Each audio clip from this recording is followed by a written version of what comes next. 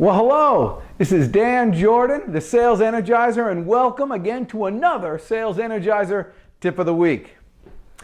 This one comes directly from a place I went this weekend, and I was listening to a sales manager give some advice to another salesperson, and it was all I could do not to jump over the counter and correct these people. So I'm going to do it right now on this video.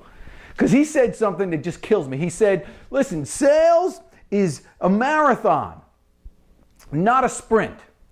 And then he said, slow and steady wins the race. That is the biggest bunch of garbage I've ever heard in my life, slow and steady. No one ever says that to a pitcher in baseball. Hey, listen, just lob it over. Slow and steady. What's going to happen? They never say that to fighter jet pilots. Just fly your plane while you're fighting. Slow and steady. You know why? Because you become a target. Now, I understand why he said it, because we've been taught this for millions of years. Everybody says, you know, the tortoise and the hare. First of all, it's a lie. The rabbit won. The rabbit always wins. He's much faster than the turtle. And if the turtle was so, not necessarily a target, and he was so good at sales and all that stuff, he wouldn't need such a hard shell.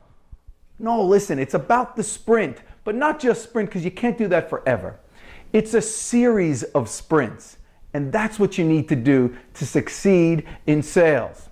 Just like a bicycle racer. You ever see them? They're in a big pack, and then one takes off and they all catch up, and then one takes off and they all catch up, and then he takes off again and finally they give up. You see, by doing these sprints in sales, it does two things. First of all, you're always out in front, and your competition is always looking at you, following your lead. And people like to do business with a leader. Secondly, they'll give up. They'll quit. And then you have no competition anymore.